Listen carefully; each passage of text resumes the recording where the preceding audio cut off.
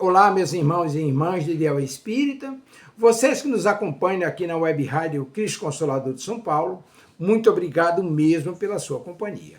A nossa página Estação da Luz Espírita não tem fins lucrativos.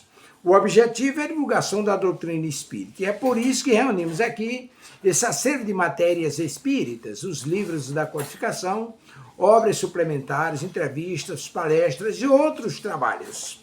Tudo isso exibidos nos programas das Web Rádio Estação da Luz de Natal e Cristo Consolador de São Paulo, para atender suas necessidades de estudo, pesquisa e lazer. Tudo isso sem fim lucrativo, como já dissemos.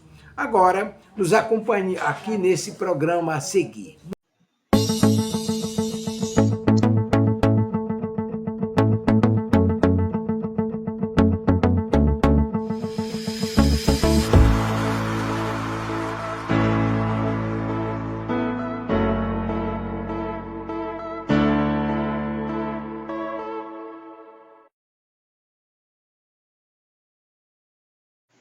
Boa noite. Sejam todos muito bem-vindos a mais um programa da Web Rádio Cristo Consolador. Pelo menos hoje eu estou parecendo que estou mais magra, espia. Coisas aqui dessas barras estranhas que me atrapalham a vida completamente. Mas a gente tem um programa para dar conta e a gente vai dar conta. E hoje é dia, dentro do programa Vida e Obra de Wanda Amaral Pereira, nós estamos na parte da obra, a literatura mediúnica, e nós estamos no livro Dramas da Obsessão, que nos faz relembrar quadros tristíssimos da Inquisição. Eu imagino Dona Ivone, que sentia tudo e mais alguma coisa, toda vez que ela escrevia. Meu Jesus, imagina ela escrevendo Memórias de um Suicida, imagina ela recebendo dramas da obsessão. Não é para qualquer um, não. Ela não é uma qualquer. E nós estamos entendendo, não justificando, por que os obsessores se tornaram obsessores. Por que levaram Leonel ao suicídio? Porque não conseguiam se encontrar com Esther. Qual a história toda por trás para dar no que deu? E nós vimos na semana anterior que o Frei Hildebrando e seus dois asseclas estavam lá, para variar, na casa do Rabino. Frei Hildebrando já de olho em Esther, e todos se fazendo muitíssimo amigos e tal e coisa, mas querendo, no final das contas, era inclusive o dinheiro do Rabino. Na primeira vez que eles foram presos, torturados, tal, para se converter, vê se é jeito de se converter alguém a uma religião. Eu vou te matar se você não fizer isso. Eu vou fazer isso e aquilo, vou torturar. Você tem que se tornar cristão. Isso não é ser cristão. Nunca foi. Né? A doutrina espírita não tem isso. A gente não fica batendo na porta de ninguém,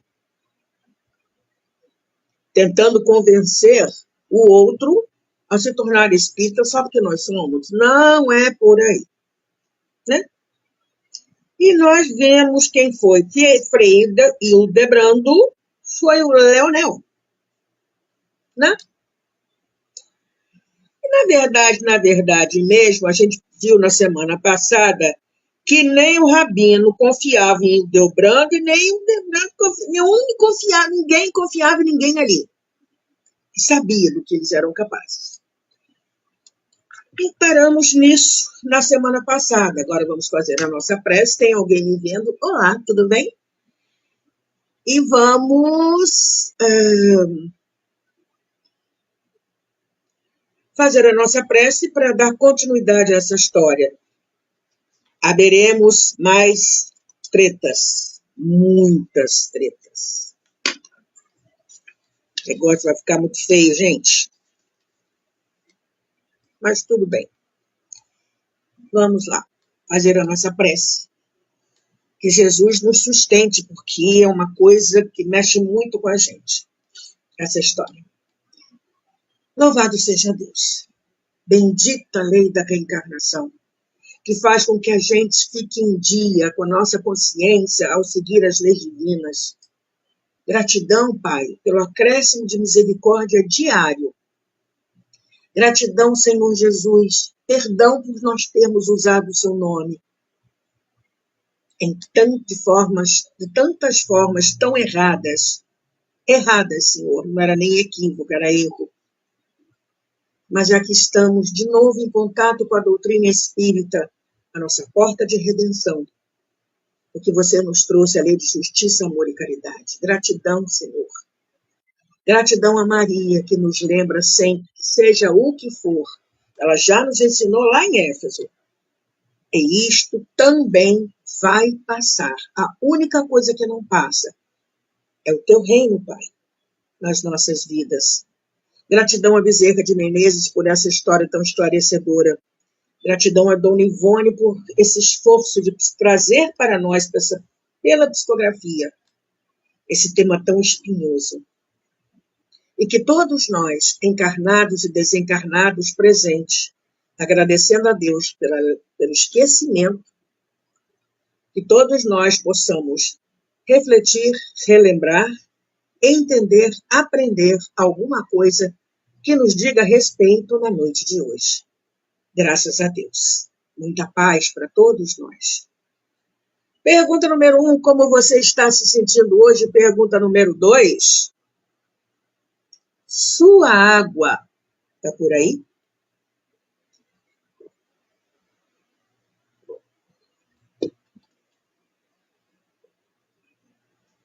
Soluço.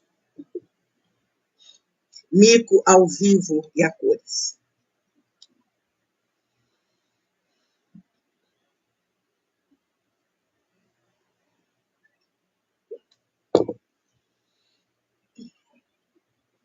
Preparados? Vamos lá. Então, nós vimos, né? Apesar do Rabino não confiar no Frei, ele sabia que o Frei levaria melhor. Era um inquisidor mor. Paramos no seguinte trecho. O de que nenhum dos dois, porém, duvidava era que desse antagonismo, dissimulado de um lado pela boa educação social e o terror do outro, pelos interesses inconfessáveis, quem levaria a melhor seriam Frei Hildebrando e seus apaniguados, visto que nenhum judeu confesso ou convertido à Igreja de Roma estaria em condições de medir forças com inquisidores e vencê-los, ainda que a razão e a justiça estivessem do seu lado. Aí fica difícil, né? Deixa eu desligar aqui o ventilador. Embora esteja calor, vai dar problemas na audição aqui. Carregando o celular junto. Vamos lá. Quarta parte.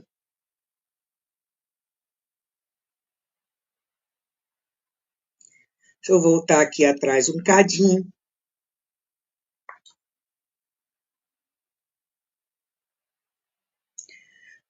Dentro da segunda parte, então é a segunda parte, ponto 4, digamos assim. O incidente, conta-nos Bezerra de Menezes, que acabávamos de descrever, né? Quando o Frei Hildebrando, jogando verde para colher maduro, né? Perguntando por que o seu Rabino não confiava nele, nananana. O incidente que acabamos de descrever tivera o condão de inquietar o antigo rabino e seus filhos. Todavia, comedidos e discretos, de início não revelaram as íntimas impressões, porque o Frei Delbrando começou a falar: para que uma mulher precisa estudar? Porque a Esther estudava num convento. Para que ela precisa? A mulher tem que ficar em casa. E nananã. Ou seja, Frei Delbrando disse na cara que estava prestando atenção em Esther.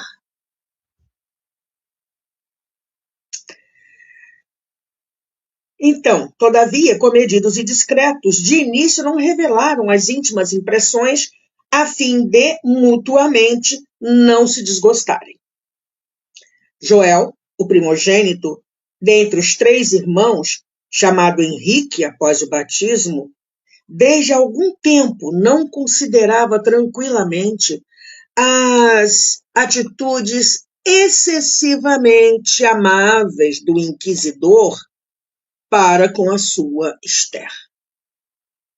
Observava-o e frequentemente distinguia-o seguindo a jovem com olhares ansiosos, medindo-lhe a silhueta em indiscrições muito ofensivas para uma dama. E profundo terror se apoderou do coração do adolescente, cujo nobre sentimento de afeição pela prima tocava as raias da veneração.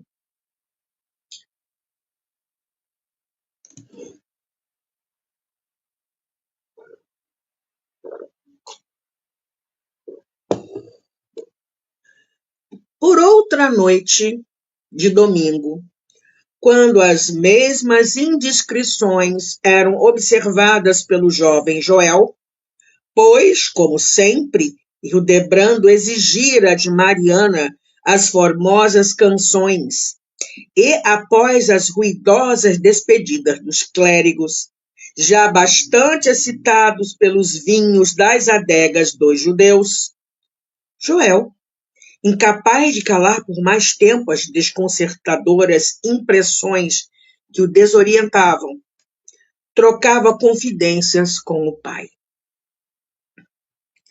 Temo por nossa Esther, ó meu senhor e pai. Frei Hildebrando é concupiscente e devasso.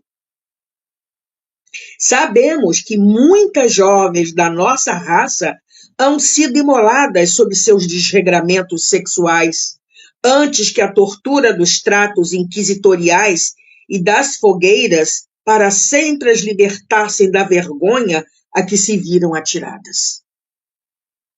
Suspeito desse dominicano cruel, que passa por ser o nosso amigo mais dedicado entre os cristãos, que o que deseja, antes de tudo, é a posse de minha Esther. E as mais aflitivas apreensões do meu coração vêm sufocando em silêncio a tão abominável sugestão. Pressentimentos, olha só, pressentimentos sinistros acovardam-me a alma. Não poderemos tentar sequer a reação que seria infrutífera, porquanto quer os inquisidores, quer as autoridades civis, são todos nossos desumanos inimigos. Reagir, algo tentar em nossa defesa, seria precipitar represálias que ainda poderão demorar a chegar até nós pelos processos rotineiros. E se ainda nos ferissem a um somente, a mim, por exemplo, seria passível. Mas os desalmados estendem a crueldade ao máximo do inconcebível, atingindo primeiro ao inocente a quem amamos e que nos ama, para mais ferazmente nos vilipendiar e torturar, tal como fizeram à nossa mãe e a vós. Cala-te, meu filho, por quem és?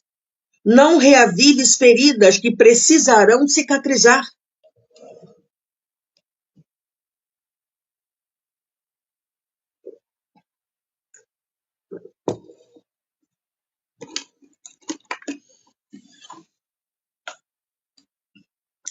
Que fazer, pois, ó meu Senhor e Pai, em defesa de Esther, em nossa própria defesa?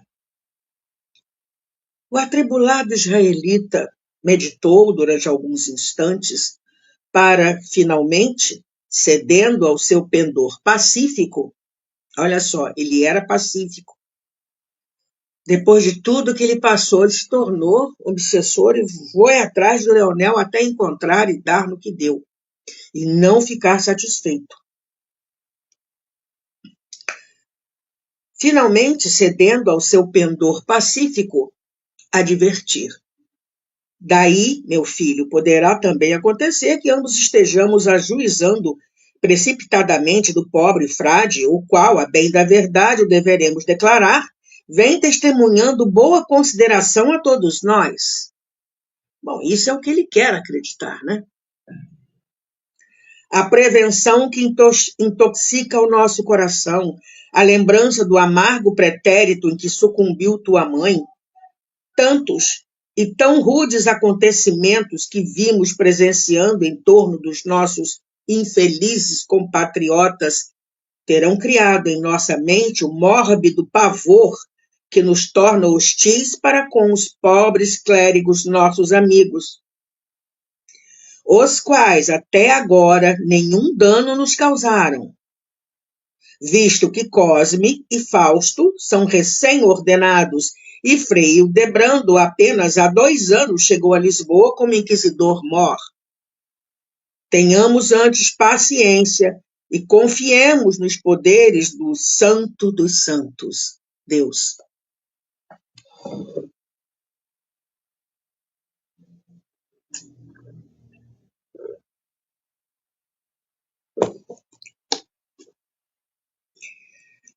Joel baixou a fronte numa atitude respeitosa, sem querer contestar o pai, mas demonstrando no silêncio mantido a não aprovação aos conceitos ouvidos. De súbito, exclamou novamente, os olhos brilhantes, a voz animada, como se uma centelha de esperança o fizesse vislumbrar a solução desejada.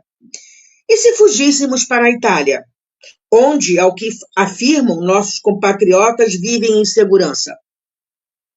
Confesso que tenho maturado seguidamente nessa possibilidade, meu Joel. Mas fugir, propriamente, não acredito que o possamos fazer. Obtermos, porém, uma licença, uma dispensa, ou o que quer que seja que as leis exijam, que nos permitam deixar o reino, sim, deveremos pensar nessa possibilidade. Sim, sim, meu pai, rogo-vos penseis nesse alvitre com insistência, a fim de o realizarmos sem demora. Tentarei novamente obter agora o que não conseguia há alguns anos, quando da primeira perseguição sofrida tentei fazê-lo, desejando libertar Aramza do que finalmente veio a acontecer. Ele acha que ele vai conseguir de novo. Ele vai conseguir dessa vez? Mas frustraram-me as esperanças. O Santo Ofício, apaniguado com as leis do país, disse-ia conhecer, porque as aplica todas as artimanhas de Beelzebu para desgostar e castigar os hebreus. Aliás, consentem às vezes que nos retiremos do reino, mas impedem que carreguemos nossos bens, tomam-nos os haveres, confiscam-nos. E como sairemos assim votados à mais extrema miséria? Ou seja, cercavam de tudo quanto é lado, de tudo quanto é jeito. Isso na pátria espiritual tem consequências horrorosas, horríveis. É só ver o que aconteceu com Leonel. Tanto fizeram que o levaram ao suicídio, a ele e a Alcina, que era um desses reencarnados. Também se suicidou, e queriam levar o terceiro. E outros. O terceiro foi salvo na hora H, porque ia se jogar na frente de um trem de ferro.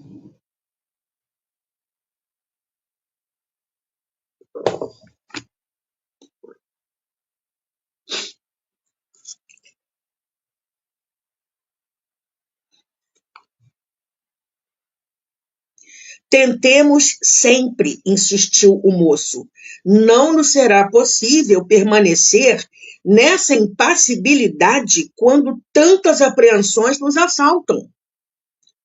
Tenho em mente, prosseguiu Timóteo, tentar o nosso afastamento daqui lenta e dissimuladamente, porquanto estou certo de que não nos deixarão partir de outra forma. Tentarei um salvo-conduto para ti e Saulo, a fim de mandar-vos a Roma, tratando de completar vossa instrução artística. Bem assim, para agradecer à sua santidade os favores que nos han sido dispensados para que não mais nos perseguissem. Aquela carta evitando a perseguição, que não vale de nada, não servia para nada. Mais tarde encontraríamos meios de mandar Esther, e depois eu e Rubens seguiríamos. Mas Esther permanecerá aqui sem minha vigilância? Vós, meu pai, viveis assoberbados de múltiplos afazeres, não podereis prestar assistência a tudo. O rabino sorriu e acrescentou, compreendendo os zelos do jovem. Compreendeu, não? Profundamente enamorado da formosa prima.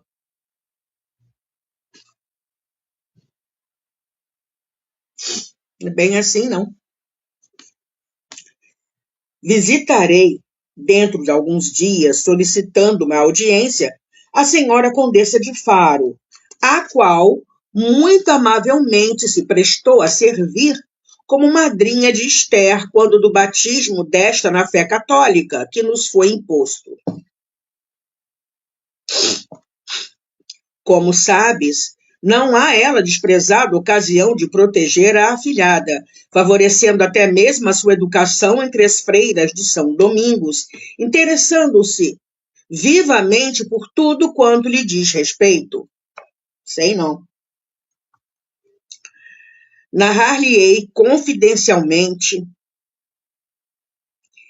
nossos terrores e observações e suplicarei sua proteção, ainda uma vez, para a afilhada, a qual permanecerá em sua companhia até que seja possível retirá-la de Portugal. A condessa é pessoa considerada entre a nobreza e até entre a realeza. E Esther, necessariamente, estará defendida pela sua respeitabilidade. Não creio que tão ilustre quão respeitável dama se furte a assistir àquela por quem se tornou responsável perante Deus. Segundo rezam as leis da sua própria crença religiosa, numa emergência crítica. E, assim sendo, impossível será a Frei Hildebrando ou outro qualquer falso amigo algo promover de prejudicial muros adentro da residência de tão admirável senhora.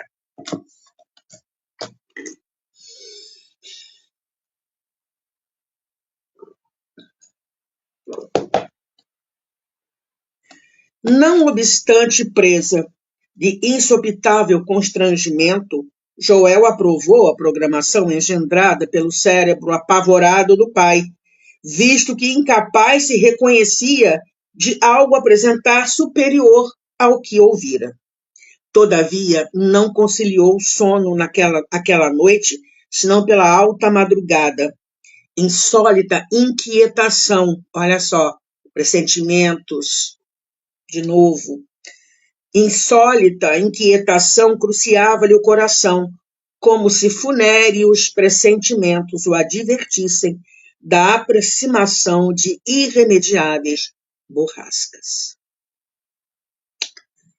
Segunda parte, ponto 5. Vamos entender o relacionamento dele, né, com Esther.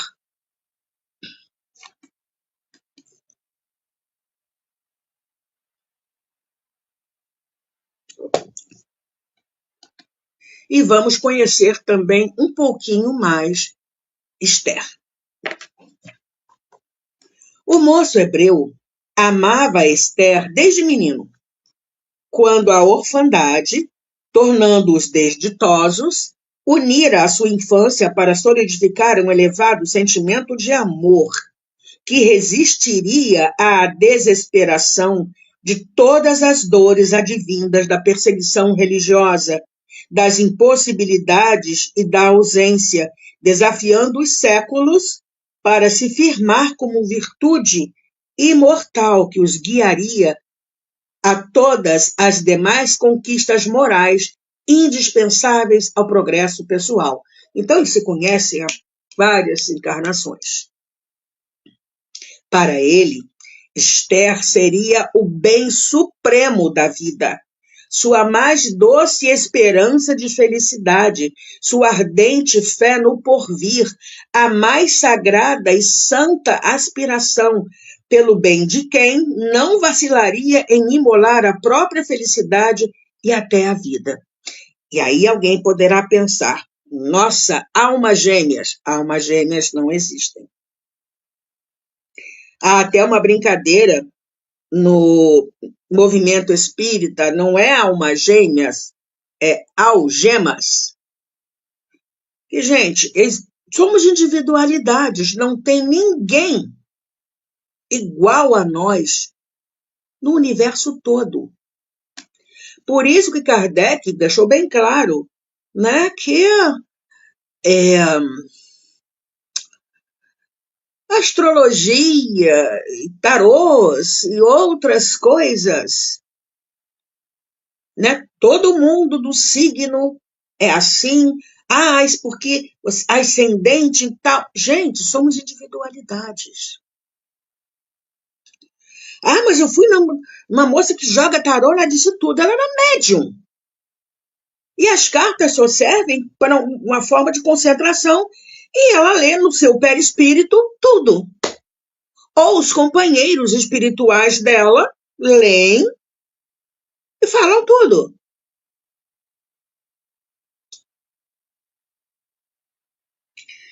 E aí, alma gêmea não existe. Existem, sim, espíritos com altíssimo grau de afinidade e sintonia, mas continuam sendo individualidades, com seu livre-arbítrio, a sua própria forma de entender as coisas, de gostar ou não de alguma coisa. É o caso de Esther e de Joel. Voltamos aqui como Joel, descrevendo o afeto, o amor profundo de Joel por Esther. Um gesto afetuoso que ela lhe dirigisse, um olhar mais acariciador, um sorriso, porventura, ainda mais terno que os costumeiros, eram dádivas preciosas e inesquecíveis que ele gostava de recordar em noites de insônia, quando as ânsias do amor inquietavam a sua alma, impelindo-a aos mais lindos sonhos, que pudessem florescer num coração de 20 anos. Mal saído da adolescência. Os dois, né?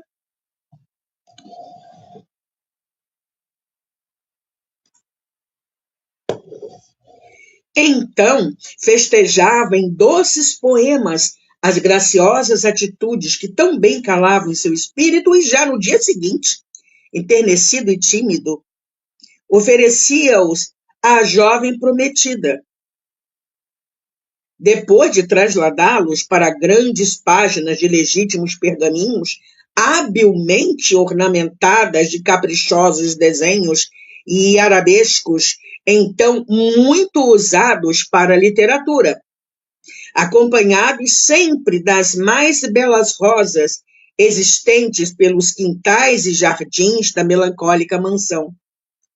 Se, todavia, a sós consigo se permitia devaneios tão ardentes,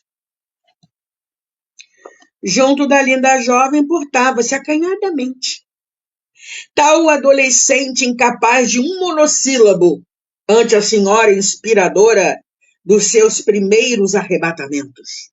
E não abria a boca para falar nada. Preferia antes ouvi-la cantar, para admirar em silêncio as suas feições delicadas, como se contemplasse efetivamente a própria encarnação da felicidade. Jamais se atrevera a beijar-lhe sequer a ponta dos dedos ou os anéis dos cabelos, porque em sua presença sentia-se réprobo. Réprobo é aquele que deve ser retirado da sociedade por um mau ato.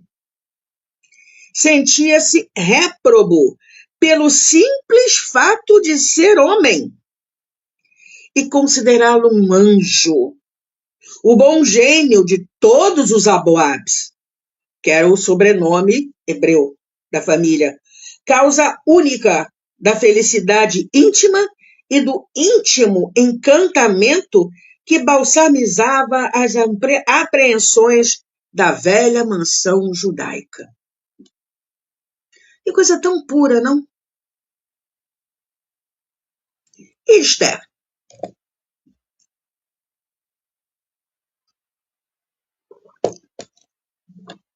Esther efetivamente merecia a profunda adoração de que se reconhecia alvo por parte da família.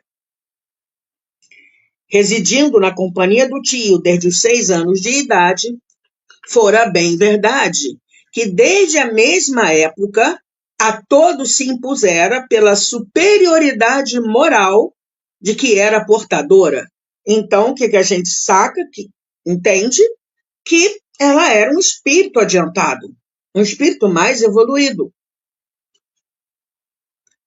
Desde então, fora como mãe desvelada, acalentando o pequenito Rúben, órfão de mãe aos 6 meses, divertindo Joel e Saulo com as belas canções que já sabia entoar, ou fazendo rir o tio, com suas graças de criança amável e inteligente, tal se desde o início da existência houvera compreendido que seu dever de mulher seria, acima de tudo, amar e proteger, tornando-se esteio imarcessível dentro da própria fragilidade, esteio daqueles varões a quem os desenganos e as lágrimas haviam crestado o coração, por assim dizer, ao pé do berço. Quando a Aranza morreu de desgosto por ter abjurado da própria fé, ela era judia, né? Espanhola, mas judia, todo mundo ficou meio perdido. Foi ela, Esther, que o sustentou emocionalmente.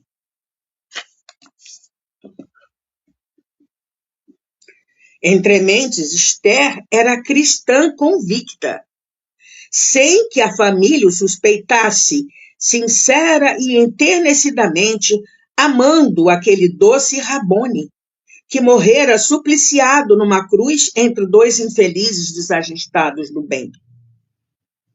A convivência com 2 bondosas freiras dominicanas, que, por influências da madrinha, a guiavam na instrução religiosa, florescera em virtudes, permitindo à menina entrar em conhecimentos diretos com as leis e a história do cristianismo primitivo.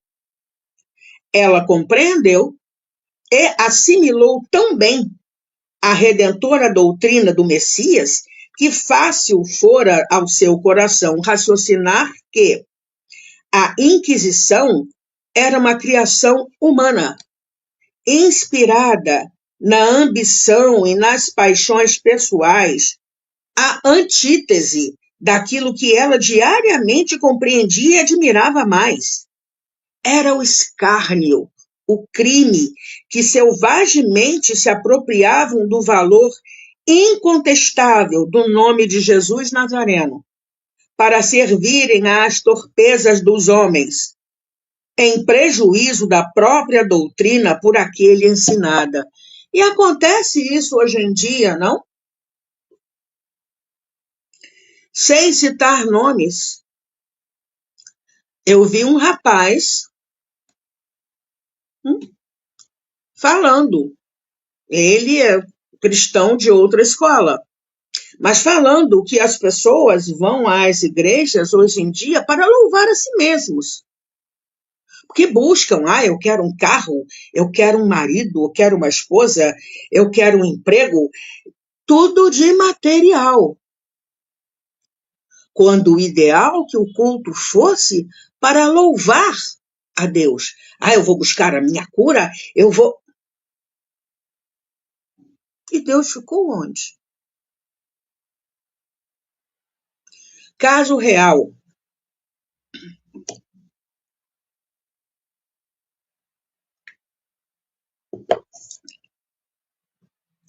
Uma companheira do CELD, Centro Espírita Leon Denis, acredito, há muitos anos que eu não vou lá.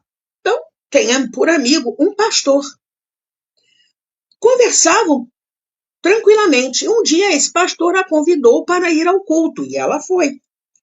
Só que ela é danadinha. Ela se deu ao trabalho de anotar quantas vezes durante a pregação esse amigo dela falava no mal, no inimigo, no diabo. E ela tomou nota.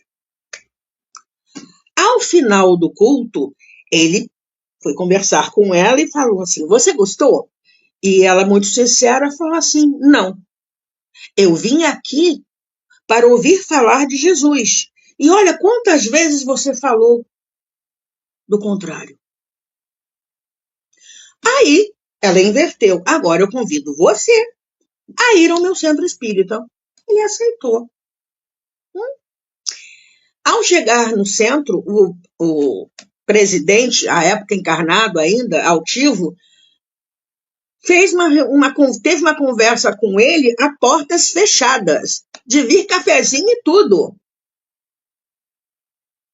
E ela deu a ele um evangelho segundo o Espiritismo, que ele aceitou e estudou.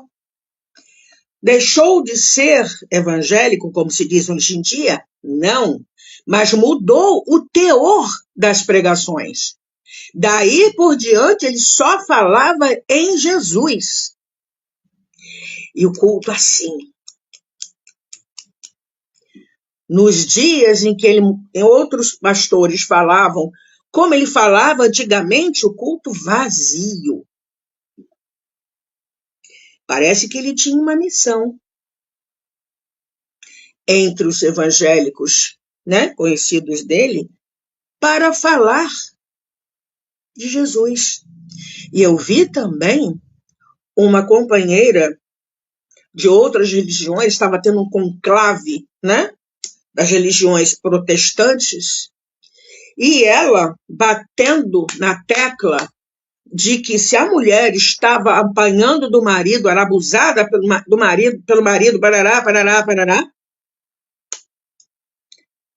e pastores diziam para ela rezar e aguentar, porque a mulher deveria ser submissa, ela foi totalmente ao contrário, disse que não existia nada na Bíblia que recomendasse o marido tratar a mulher do jeito que ele tratava.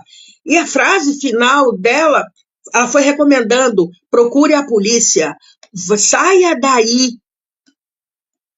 proteja a sua vida, a vida de seus filhos, procure ajuda. Aí teve um momento que ela virou para uma das câmeras, porque estava tudo sendo filmado, assim, essa câmera aqui, tá. Ela falou com todas as letras, saia daí agora.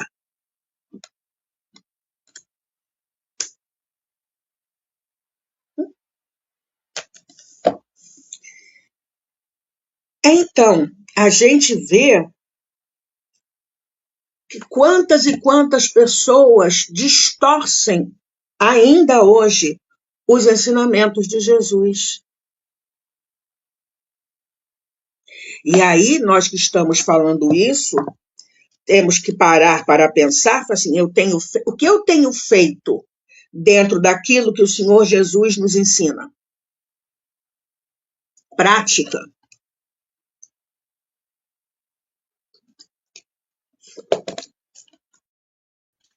Ainda dá para ler mais um trecho. É um parágrafo enorme. Começa aqui, continua aqui E acaba aqui. Mas eu vou ver onde dá para parar, né? Vamos conhecer melhor Esther. E vamos lá, ainda tem uns 10 minutinhos. Vamos embora.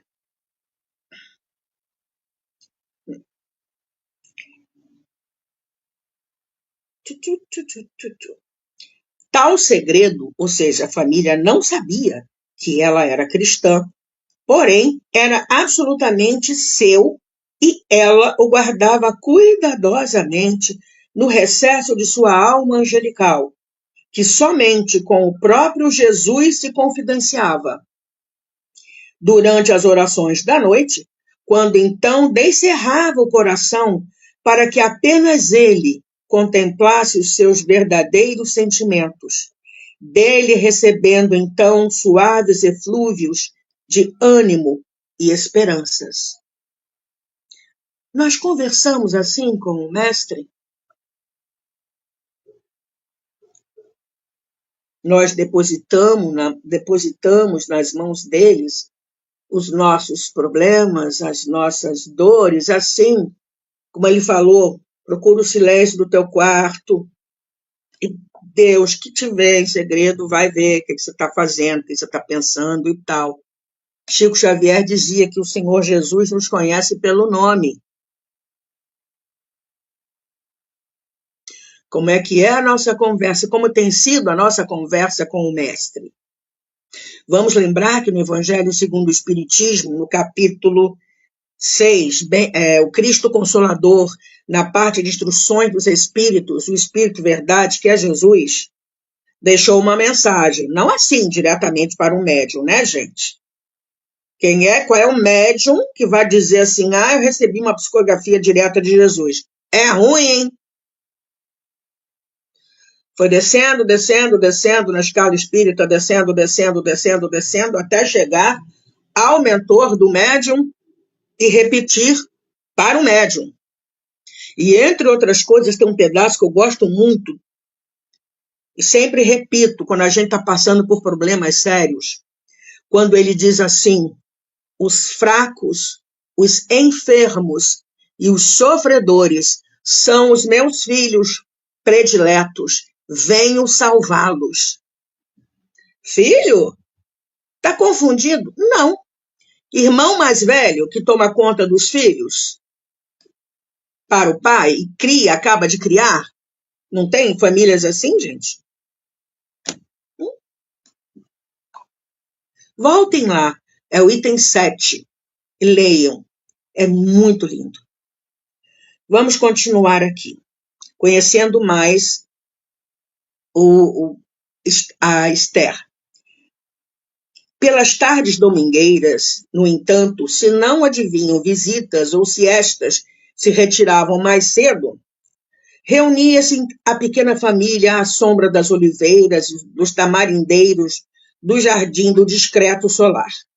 Ternamente harmonizados por um vivo afeto, os jovens irmãos e sua prima conversavam e riam ou ouviam Timóteo narrar as arrebatadoras aventuras do povo de Israel. Abraão, Jacó, José, o Egito e o cativeiro sob o poder do faraó, ou de Babilônia, eram fases inesquecíveis, cujo noticiário conviria a ser passado de geração a geração, como estímulo e lições que se decalcariam indelevelmente no coração de cada descendente da raça. Depois era o Decálogo, inacessível legislação de caráter divino obtido pelo grande Moisés, o maior vulto da raça e seu maior profeta, em colóquios sublimes com as potências celestes no alto da montanha sagrada do Sinai. Moisés era um médium de efeitos físicos. A sarça, que é uma planta pegando fogo, voz direta. Teve uma vez que Moisés tinha um cajado, ele bateu com o cajado no chão, se transformou numa cobra, pegou a cobra, virou o cajado de novo. Médium de efeitos físicos, não há milagres, há explicações lógicas. E continua aqui, e eram a vida e as pregações dos seus amados profetas e sábios. A gente deve ter uma recomendação, não sei se é no Livro dos Espíritos, gente, não façam pergunta difícil. Ouça no Evangelho, que a recomendação é curta. Lede os Salmos. Os profetas, Isaías foi um que falou onde é que Jesus ia nascer, tarará, tarará, tarará. Eles entraram em vários detalhes sobre a vinda do Mestre. Por isso que Jesus fazia o que ele fazia, né? Porque fazia exatamente aquilo que os profetas diziam que ele ia fazer, ou que ia acontecer. Que era para ver se a ficha caía, a oportunidade. Não caiu, não. E deu no que deu.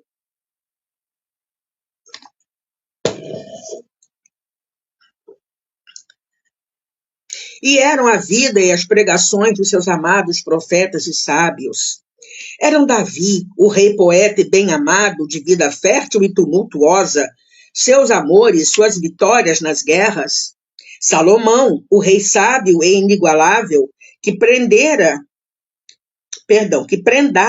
Israel com o templo sagrado, que tantas honras e consolações espargia durante séculos sobre as dores sem fim do povo eleito, que Jesus disse que ia cair e caiu. E um outro companheiro que se diz cristão ergueu um templo imenso que diz ser de Salomão. E vai gente com fé. Ah, mas como é que eles saem curados? Os amigos espirituais, onde tem a fé sincera, eles atuam. Aí depois culpar. Ah, foi o pastor que me curou. Não, foram os benfeitores espirituais em nome de Jesus, respeitando a fé daquela pessoa. Ainda dá tempo. Vamos lá. E o heroísmo e as virtudes daquelas mulheres de Israel, sempre submissas ao dever, sempre lindas e admiráveis, nos relatórios do eloquente rabino, tais como a própria Esther, que ali estava e ouvia embevecida. E foram as mulheres que ficaram junto de Jesus e João no momento da crucificação. Os outros fugiram. Explicava-lhes o rabino, né, o Timóteo, em seguida as escrituras ou o ensino dos profetas, dando-lhes ainda a lei com o conhecimento do Talmud, o livro venerado que os mais devotados preferiam ler ajoelhados. Revelava-lhes a Torá e suas recomendações, seguida de um desfile majestoso da filosofia do povo hebreu, sofredor, perseguido sempre através dos milênios, a galera de Capela, exilados de Capela, mas também sempre invencível e fiel às tradições dos seus remotos ancestrais. Dentre o grupo que reencarnou e que Jesus recebeu no plano espiritual e conversou, foi o único que guardou a ideia do Deus único. Por isso, eleito não como privilégio, mas como responsabilidade, como explicou Haroldo Dutra Dias em uma palestra.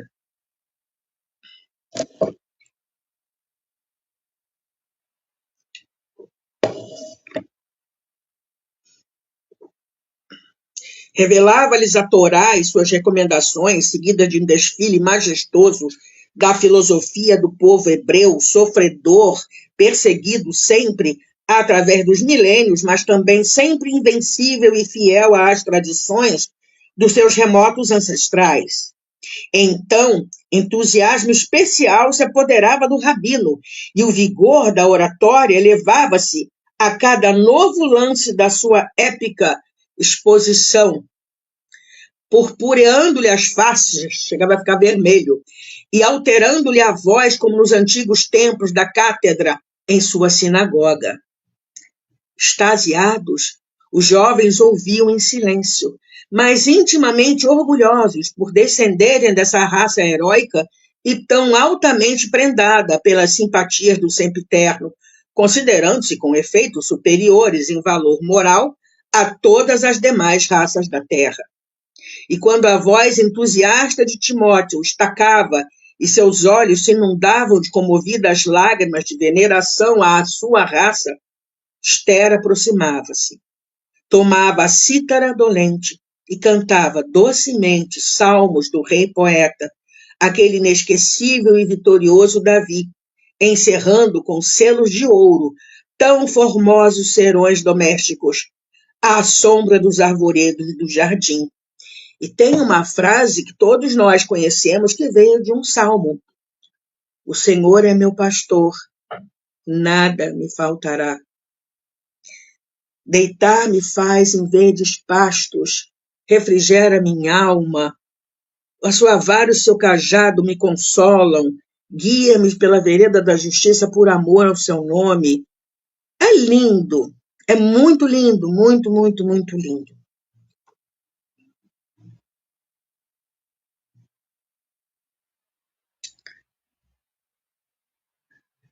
Que horas tem? 50. Vou parando, 50. Faltam 10 minutos, que tem um relógio aqui ao lado, que só aparece para mim, acerca do tempo. Aparece aqui que tem mais uma pessoa me vendo. Que... Obrigada. Vamos parar por aqui.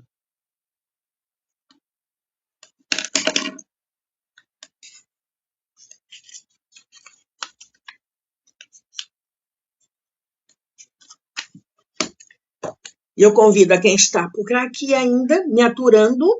Uma pessoa já foi. Obrigada por ter estado aqui.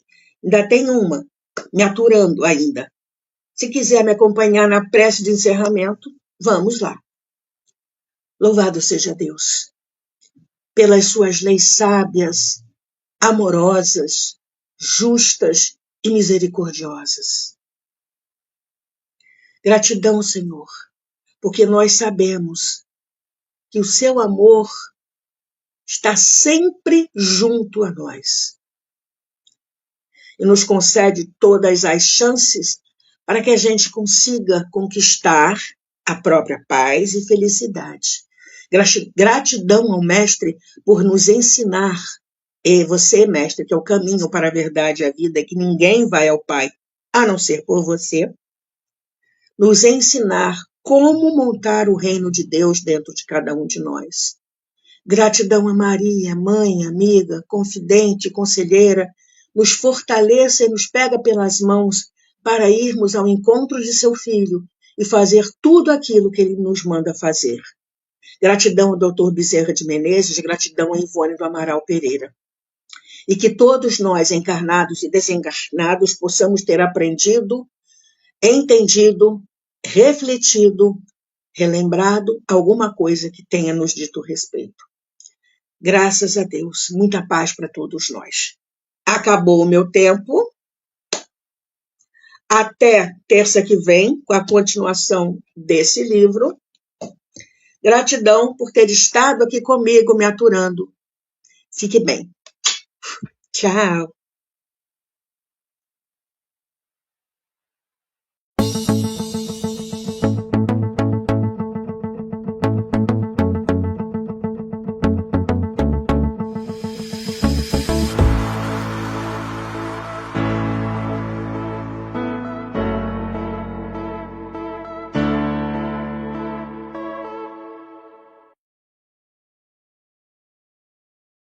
Chegamos ao final do nosso programa. Muito obrigado por ter nos acompanhado nesse trabalho e aguardo você na próxima atração.